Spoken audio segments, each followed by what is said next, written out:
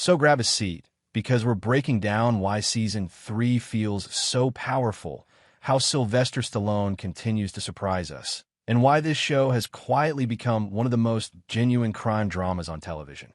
And of course, I want to hear your thoughts down in the comments. Do you think Tulsa King is at its creative peak, or do you miss the heavier crime elements from earlier seasons? When Tulsa King first launched, it was billed as Stallone's big return to TV, and that alone drew attention. But what started as a flashy crime drama has evolved into something deeper. Season 3 doesn't just push plots forward, it invests in real emotional growth.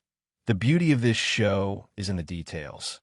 Instead of forcing explosive twists, it finds weight in everyday moments. A conversation over coffee, a quiet look between crew members, or Dwight struggling to connect across generations. That's where the drama lives. And honestly, that's why it works. One of the most impressive things about this season is how Dwight's crew has matured. They're no longer just criminal side characters. They're full people, each with their own history, loyalties, and conflicts that be why Season 3, you can feel the weight of their history together. When tough choices come, they hit hard, because we understand what's truly at stake for these characters. Let's talk about Tulsa itself. Most shows use setting as a backdrop, but Tulsa King makes Oklahoma a living, breathing part of the story. The cultural clash between East Coast mob traditions and Midwest values is more than just a gag.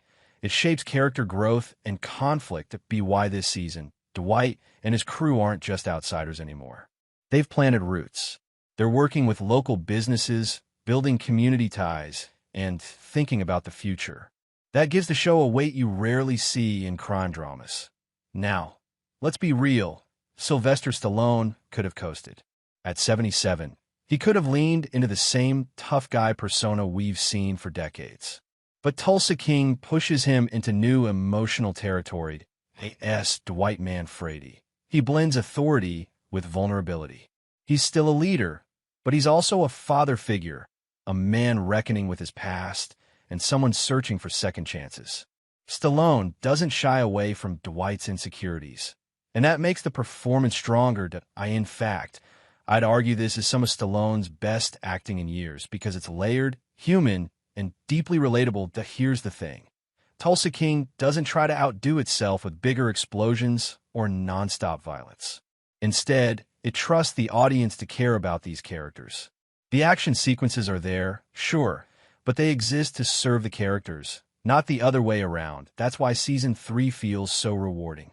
The writing is tight, the emotional beats land, and the cast chemistry is stronger than ever. When a show leans into themes of loyalty, redemption, and found family, it hits different.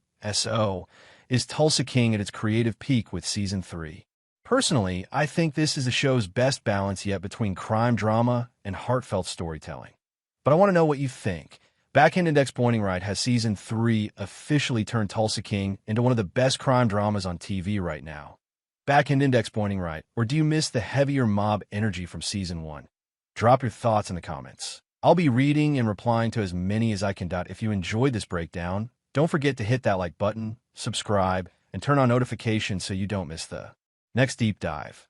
Thanks for watching, and as Dwight himself would say, family isn't always blood. Sometimes it's the people you choose. See you in the next one.